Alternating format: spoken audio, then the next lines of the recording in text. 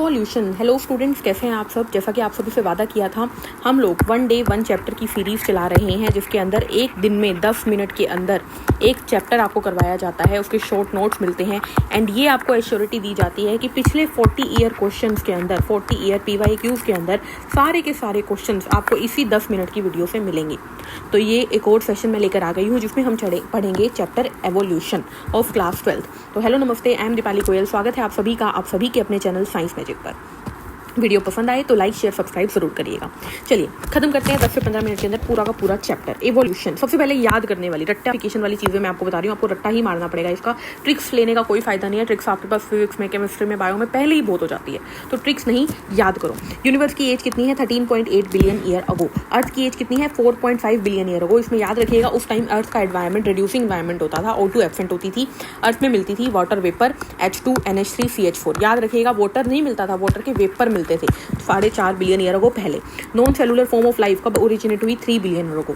First cellular form of life 2000 million year ago. Invertebrates कब बने? 500 million year ago. Jawless fish 350 million year ago. Coelacanth जो थी इसमें land and water पे move करी थी।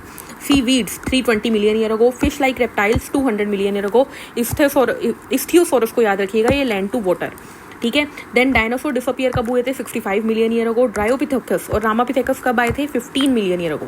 मॉडर्न थ्योरी ऑफ इवोल्यूशन किसने दी? ऑपरीन एंड हेल्डेन ने। हॉट डाइल्यूट सूप किसने बनाया? हेल्डेन ने।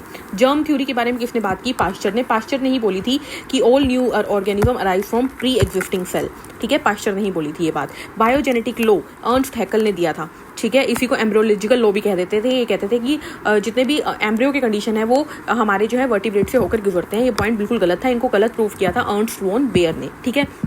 म्यूटेशन थ्योरी किसने दी थी? Hugo de worries. 2 इक्वेशन दी थी, आगे हम पढ़ेंगे P+Q वाली, ठीक है। प्रिंसिपल ऑफ पॉपुलेशन थॉमस मैल्थस ने बात की थी। प्रिंसिपल ऑफ जियोलॉजी की बात की थी चार्ल्स ईएल ने। नेचुरल सिलेक्शन थ्योरी दी थी डार्विन ने। डार्विन ने ही नेचुरल सिलेक्शन की, डार्विन ने ही सर्वाइवल ऑफ द फिटेस्ट की बात की थी। डार्विन कहता था कि जो रिप्रोडक्टिवली एक्टिव होगा, जो जितने ज़्यादा बच्चे पैदा कर सकता है, वो उतना ज़्यादा सर्वाइवल ऑफ द फिटेस्ट है, मतलब फिटेस्ट है वो।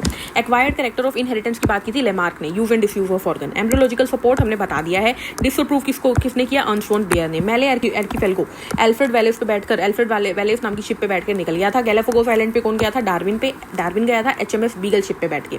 सीलोकैंथ के बारे में याद रखना है कि वैसे इसे हमने एक्सटिंक्ट समझ लिया था, लेकिन 1938 में साउथ अफ्रीका में इसे देखा गया है।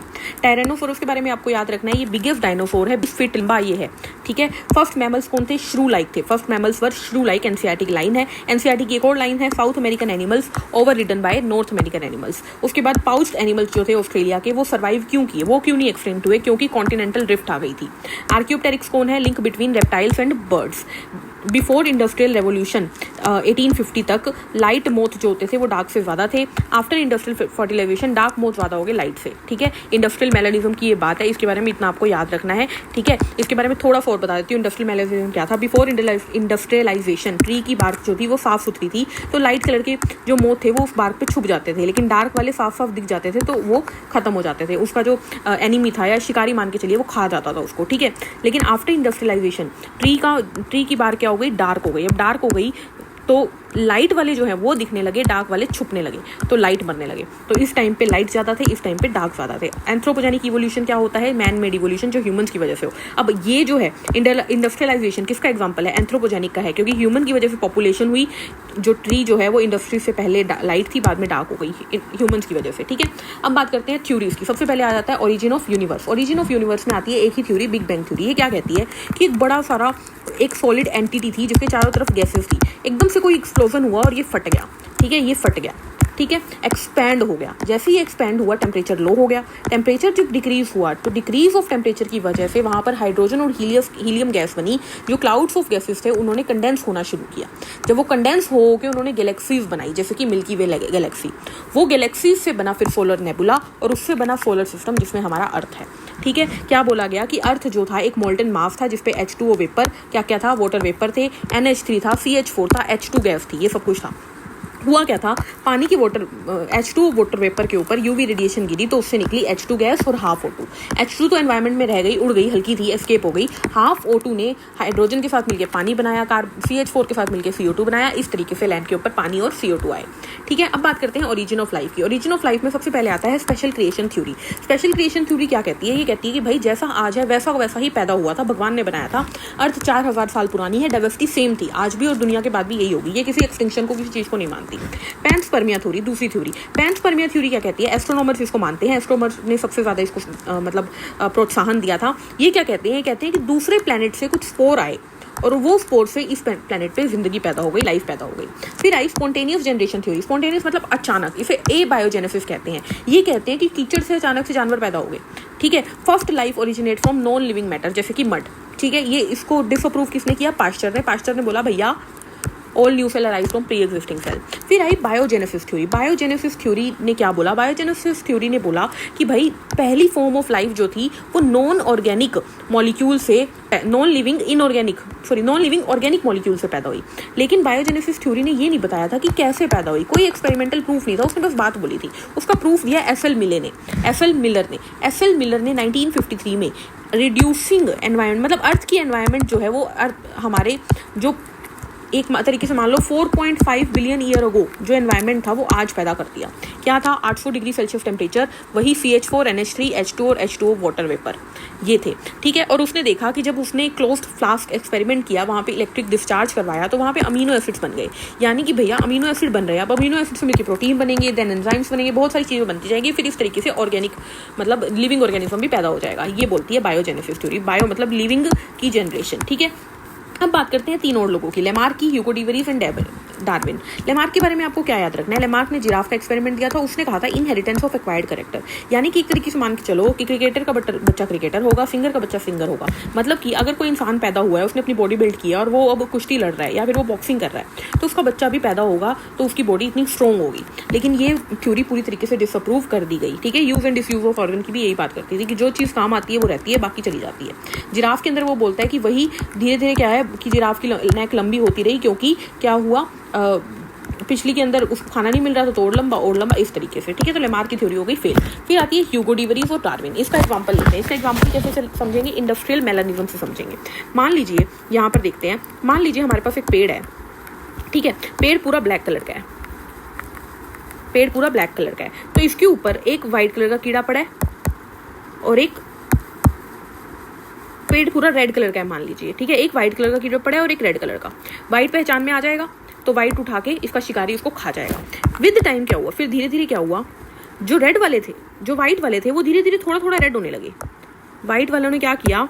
पूरे व्हाइट रहने की बजाय, एक मिनट रुको, इसको रेड कर दिया। देखो 4 पेड़ बनाते हैं। यस, देखो व्हाइट थे और रेड थे। रेड दिखते नहीं थे तो वो सरवाइव कर गए, व्हाइट मर गए। फिर धीरे धीरे व्हाइट ने क्या किया? व्हाइट ने थोड़ा थोड़ा रेड होना शुरू किया। फिर और टाइम के साथ व्हाइट ने और ज़्यादा रेड होना शुरू किया और फिर धीरे धीरे व्हाइट पूरी तरीके से रेड बन गया। यानी विद टाइम ऑर्गेनिज्म ने अपने अंदर वेरिएशन लाई। ठीक है, अब सीधी सी बात है, मान लीजिए यहाँ पर ऐसे मान के चलिए 100 व्हाइट थे। ठीक है, तो 100 में से मान लीजिए 10 ने अपने अंदर चेंज ले आए, 10 ने अपने अंदर चेंज लाए तो 90 मर गए। ये 10 क्या है? फिटेस्ट है, सर्वाइवल ऑफ द फिटेस्ट हो गया, नेचर ने इसको सिलेक्ट कर दिया, दिस इज नेचुरल सिलेक्शन। ठीक है, डार्विन ने कहा। अब इन 10 में से 5 ने अपने अंदर और चेंज ले आए और थोड़े रेड हो गए, 5 मर गए, तो ये और ज़्यादा फिटेस्ट है। अब 5 में से कोई एक था जो पूरी तरीके से रेड हो गया। ठीक है, तो ये मैक्सिमम फिटेस्ट है। तो डार्विन क्या कहता है? डार्विन कहता है जनरेशन टू जनरेशन धीरे धीरे ऑर्गेनिज्म अपने अंदर वेरिएशन लाता है। क्या कहता है? ये कहता है ऑर्गेनिज्म अपने अंदर वेरिएशन लाता है और अल्टीमेटली एक नई स्पीशीज पैदा हो जाती है। तो डार्विन क्या कहता है? डार्विन कहता है कि वेरिएशन छोटी छोटी होती है, डायरेक्शनल होती है, स्लो होती है, ये बोलता है। ठीक है, उसके अलावा आपको डार्विन के बारे में याद रखना है, इसने एक बुक दी थी जिसका नाम था ओरिजिन ऑफ स्पीशीज और HMS बीगल के ऊपर ये घुमा था। ह्यूगो डी वेरिस क्या कहता है? ह्यूगो डी वेरिस कहता है भैया ऐसा कुछ नहीं होता, सीधे इस ऑर्गेनिज्म के अंदर कुछ बहुत बड़ा चेंज आता है और वो सीधे इसमें कन्वर्ट हो जाता है और उसी चेंज को कहते हैं म्यूटेशन। ये म्यूटेशन की बात करता है, ये कहता है रैंडम चेंज आता है, डायरेक्शन लेफ्ट चेंज आता है, सिंगल स्टेप से लार्ज म्यूटेशन हो जाती है और उसी को बोलते हैं सॉल्टेशन, यानी छोटे से स्टेप से बहुत बड़ा बदलाव आना, उसी को क्या कहते हैं म्यूटेशन। तो ये थी इन दोनों की बात, ठीक है। ह्यूगो डी व्रीज क्या कहता है, ह्यूगो डी व्रीज कहता है भाई धीरे धीरे धीरे धीरे नहीं होती भाई, एकदम से होता है, म्यूटेशन आता है सीधे सीधे, और डार्विन कहता है नहीं धीरे धीरे होता है। होमोलोगस ऑर्गन और एनालोगस ऑर्गन, होमोलोगस ऑर्गन वो होती है जो ओरिजिन तो डिफरेंट है, अलग अलग जगह से ऑर्गेनिज्म आए, लेकिन सॉरी ओरिजिन तो सेम है, ये मैंने गलत कर रखा है, इसको थोड़ा ठीक करो, ये आएगा, ठीक है। देखो ओरिजिन तो सेम है, एक ही जगह से जानवर निकले थे, लेकिन वो अलग अलग जगहों पे चले गए और उन्होंने अपना अपना काम अलग अलग कर लिया, ठीक है। जैसे कि यहाँ से कोई स्पीशीज निकली, वो यहाँ गई तो उसको उड़ने की जरूरत पड़ी, वो उसने पंख बना लिए, यहाँ गई तो उसको पैरों की जरूरत पड़ी, चलना बना लिया, यहाँ गई तो उसने हाथों की जरूरत पड़ के कुछ चीज़ पकड़ना बना लिया, तो इसे बोलते हैं होमोलोगस ऑर्गन, जिनकी ओरिजिन सेम हो, फंक्शन डिफरेंट या सेम हो सकता है। एनालोगस इसका उल्टा होता है, ओरिजिन अलग होती है, फंक्शन सेम होता है। अब देखो होमोलोगस का डायग्राम मैंने अभी बनाया, ओरिजिन सेम है लेकिन वो फैल गए, क्या हो रहा है, ये डाइवर्ज हो रहा है, फैल रहा है, तो इसी को बोलते हैं डाइवर्जेंट इवोल्यूशन। होमोलोगस क्या है, डाइवर्जेंट इवोल्यूशन। एनालोगस में क्या है, ओरिजिन अलग अलग है, सारे ऑर्गेनिज्म अलग अलग जगह से आए थे, लेकिन फंक्शन सबका सेम था, तो ये इकट्ठे क्या हो रहा है, कन्वर्ज हो रहा है, इसी को बोलते हैं कन्वर्जेंट इवोल्यूशन, ये आपको याद रखना है, ठीक है। Example heart, brain of vertebrates, पॉडलिम in mammal, thorns, tendrils of bougainvillea and cucurbita, ये सब होमोलोगस या डाइवर्जेंट के एग्जांपल है, जबकि wings of butterfly and birds, eyes of octopus mammals, flippers of penguin, dolphin, ये सब एनालोगस के एग्जांपल है, ये आपको ध्यान रखना है। अब बात करते हैं अडैप्टिव रेडिएशन की। अडैप्टिव रेडिएशन भी हमारा होमोलोगस में ही आ जाता है, ये भी हमारा डाइवर्जेंट इवोल्यूशन का ही एग्जांपल है। कैसे अडैप्टिव रेडिएशन समझिए। अडैप्टिव रेडिएशन का मतलब मान लीजिए कि यहाँ पर 100 ऑर्गेनिज्म रहते थे, ठीक है, कुछ बहुत बड़ा चेंज आया जिसकी वजह से इन 100 ऑर्गेनिज्म को फैलना पड़ा, ठीक है। तो मान लीजिए 10 यहाँ चले गए, 10 यहाँ चले गए, 10 यहाँ चले गए, 10 यहाँ चले गए, 10 यहाँ चले गए, 10 यहाँ चले गए, ठीक है। अब इन 10 में से इस जगह पर सिर्फ 5 सर्वाइव किए, 5 मर गए, ठीक है। तो 5 ने सर्वाइव कर दिया, 5 सर्वाइवल ऑफ द फिटेस्ट हो गए, 5 नेचुरल ने सिलेक्ट कर दिया। अब इसको क्या बोले, देखो ये 100 जो है वो रेडिएट कर रहे हैं और रेडिएट करके यहाँ पर अडेप्ट भी कर रहे हैं, इसी को बोलते हैं अडेप्टिव रेडिएशन। जब एक स्पीशीज रेडिएट करती है अलग अलग डायरेक्शन में और फिर अलग अलग एनवायरनमेंट में, नए एनवायरनमेंट के साथ ढल जाती है, इसी को बोलते हैं अडेप्टिव रेडिएशन। डार्विन फिंचेस में क्या था कि एक जैसी फिंचेस थी, बर्ड्स थी एक जैसी, जो एक गैलापागोस आइलैंड पे गई, लेकिन उन्होंने देखा भाई लड़ाई लड़ोई हो रही है, खाने की वैरायटी अलग अलग है, तो सब अपने अपनी बीक के पैटर्न को बदल लिया सबने। तो ये किसका एग्जांपल है, डाइवर्जेंट इवोल्यूशन का एग्जांपल है डार्विन फिंचेस।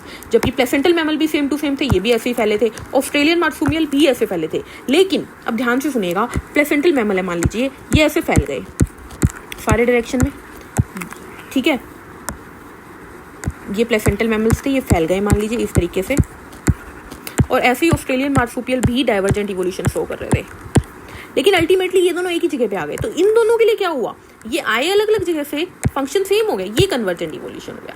यानी अगर आपसे पूछ लिया जाए Darwin finches, placental mammal, Australian marsupial क्या शो करते हैं, तो आप बोलोगे अडेप्टिव रेडिएशन या होमोलोगस ऑर्गन का कंसेप्ट या डाइवर्जेंट इवोल्यूशन। लेकिन अगर आपसे पूछ लिया जाए प्लेसेंटल मैमल और ऑस्ट्रेलियन मार्सुपियल आपस में क्या है, तो ये कन्वर्जेंट इवोल्यूशन है, ठीक है। चलिए अब बात करते हैं ईरा पीरियड्स की। हमारे पास 3 ईरा है, पैलियोजोइक, मीसोजोइक, सिनोजोइक। याद रखिए पैलियोजोइक मतलब पहला, मीसोजोइक मतलब मीडियम, सिनोजोइक मतलब सिनेमा से याद रखिए बाद में आया था। ये है फिलोरियन, डेवोनियन, कार्बोनिफेरस, पर्मियन पैलियोजोइक के अंदर, ट्रायसिक, जोरासिक, क्रिटेशियस मीसोजोइक के अंदर, टर्शरी क्वाटरनरी सीरोजोइक के अंदर, ठीक है। इन ये ज़्यादा हार्डी-विनबर्ग प्रिंसिपल की बात करते हैं। हार्डी-विनबर्ग प्रिंसिपल क्या कहता है, ये कहता है कि एक पॉपुलेशन में अगर कोई इवोल्यूशन नहीं होगी तो एलील की फ्रीक्वेंसी सेम रहती है, अगर कोई इवोल्यूशन नहीं होगी तो एलील की फ्रीक्वेंसी सेम रहेगी। यानी कि अगर एक पॉपुलेशन है 100 बंदों की, आज से 10 साल बाद या 20 साल बाद या 40 साल बाद 100 के 100 रिप्रोड्यूस करते हैं, तो 100 से 200 बनेगी, तो एलीलिक फ्रीक्वेंसी सेम रहेगी। इन 100 में अगर 50 मेल थे, 50 फीमेल थे, तो यहाँ पर 100 मेल 100 फीमेल होंगे, एलीलिक फ्रीक्वेंसी सेम रहेगी। ये कहता है हार्डी-विनबर्ग प्रिंसिपल, ठीक है। लेकिन इसकी कुछ फैक्टर्स हैं जो इसको इफेक्ट करते हैं, मतलब कि कुछ कंडीशंस हैं जो नहीं होनी चाहिए। लार्ज पॉपुलेशन की बात करता है ये हमेशा, रैंडम मेटिंग की बात करता है हमेशा। ये कहता है कि जीन माइग्रेशन नहीं होनी चाहिए, जेन ड्रिफ्ट नहीं होनी चाहिए, म्यूटेशन नहीं होनी चाहिए, नेचुरल सिलेक्शन नहीं होना चाहिए, जेनेटिक रिकॉम्बिनेशन नहीं होना चाहिए। अगर ये सब कुछ नहीं होगा तभी मेरा प्रिंसिपल काम करेगा, तभी फ्रीक्वेंसी सेम रहेगी। कॉमन सेंस वाली बात है। उसके बाद इसने 2 इक्वेशन दी, p + q = 1, p² + 2pq + q² = 1। p क्या होता है, डोमिनेंट के लिए लिखा गया है, q क्या है, रिसेसिव के लिए लिखा गया है, p² यानी कि homozygous dominant, q² homozygous recessive, 2pq heterozygous dominant, ठीक है। यानी अगर आपको बोल दिया गया, एक जगह पर आपको बोल दिया गया कि फ्रीक्वेंसी जो है एलील की फ्रीक्वेंसी है 0.4, किसकी, होमोजाइगस की, होमोजाइगस डोमिनेंट की फ्रीक्वेंसी है 0.4 और आपसे बाकियों की पूछ ली जाए तो आप सीधी सी बात है, अगर ये 0.4 है होमोजाइगस डोमिनेंट की तो इसको लिखा दीजिए 0.4 is equal plus 0.4 two p की जगह लिख दो 0.4 into q plus q square is equal to 1 से क्यू स्क्वायर निकाल लोगे आप, ठीक है। इस तरीके से फॉर्मूला लगता है। अब बात करते हैं type of selection. Type of selection 3 type की होती है। देखिए, जब किसी मीन वैल्यू को सिलेक्ट किया जाए तो इसे बोलते हैं स्टेबलाइजिंग, ठीक है। जब किसी भी एक एक्सट्रीम को चूज कर लिया जाए उसे बोलेंगे डायरेक्शनल, एंड जब 2 एक्सट्रीम चूज हो जाए इसे बोलते हैं डिस्ट्रप्टिव, ठीक है। फॉर एग्जाम्पल, भारी बच्चे हैं, हल्के बच्चे हैं, लेकिन मीडियम वाले बच्चे जो होते हैं उनकी इम्यूनिटी सबसे ज़्यादा स्ट्रॉन्ग होती है, ठीक है। ये उसका हो गया स्टेबल का एग्जाम्पल, ठीक है। इस तरीके से चलिए आगे लास्ट टॉपिक पे चलते हैं, इवोल्यूशन ऑफ मैन के ऊपर। इवोल्यूशन सबसे पहले डायोपिथेकस आए, उसके बाद रामापिथेकस, उसके बाद ऑस्ट्रेलोपिथेकस, फिर homo habilis, homo erectus and then homo sapiens. Homo erectus में भी जावा, फिर पेकिंग, फिर हिडलबर्ग। होमो सेपियन में निएंडरथल, फिर क्रो-मैग्नन, फिर मॉडर्न मैन, ठीक है। डायोपिथेकस के बारे में आपको क्या याद रखना है, ये एप लाइक होते हैं, रामा मोर मैन लाइक होते हैं। ऑस्ट्रेलोपिथेकस हंटेड विद स्टोन है। Homo habilis first human like animal थे। निएंडरथल इन्होंने पहली बार डेड को बरी किया था, ठीक है। इनकी ब्रेन कैपेसिटी लिखी हुई है, ऑस्ट्रेलो की 600 CC, Homo habilis 650 to 800, homo erectus में जावा की है 900 एंड पेकिंग की है 1050 सीसी। निएंडरथल की है 1400, क्रो-मैग्नन की है 1650, मॉडर्न की है 1450। सबसे ज्यादा इंटेलिजेंट कौन था, क्रो-मैग्नन था, ठीक है। उसके अलावा आपको याद रखना है एनसीईआरटी में क्लियरली लिखा हुआ है Dryopithecus and Ramapithecus was like chimpanzee and gorilla. फिर एनसीईआरटी में एक और चीज लिखी हुई है कि चिंपैंजी का जो बेबी का स्कल है, 3 स्कल बने हुए हैं, एक है चिंपैंजी का बेबी का स्कल, एक है ह्यूमन का स्कल और एक है अडल्ट चिंपैंजी का स्कल। और ये बोला गया है कि चिंपैंजी के बच्चे का स्कल ह्यूमन के स्कल से मैच करता है, ना कि एडल्ट से, ठीक है। उसके बाद एक और चीज आपको याद रखना है, पैलेंटोलॉजिकल एविडेंसेस। पैलेंटोलॉजिकल क्या होती है, पैलेंटोलॉजी क्या होती है, फॉसिल्स की स्टडी को पैलेंटोलॉजी कहते हैं, और हम जब फॉसिल की स्टडी से एविडेंसेस निकालें उसी को पैलेंटोलॉजिकल एविडेंसेस कहते हैं। आर्कियोप्टेरिस कनेक्टिंग लिंक है, ये बात भी हमें इसी से पता लगी थी। तो ये है पूरा का पूरा चैप्टर इवोल्यूशन। आई होप ये वीडियो आपको पसंद आएगी। पूरा चैप्टर हमारा हो गया रिवाइज। मिलते हैं नेक्स्ट वीडियो में नए चैप्टर के साथ, तब तक के लिए हंसते रहिए, मुस्कुराते रहिए, खुद का ध्यान रखिए। Take care, thank you, bye bye.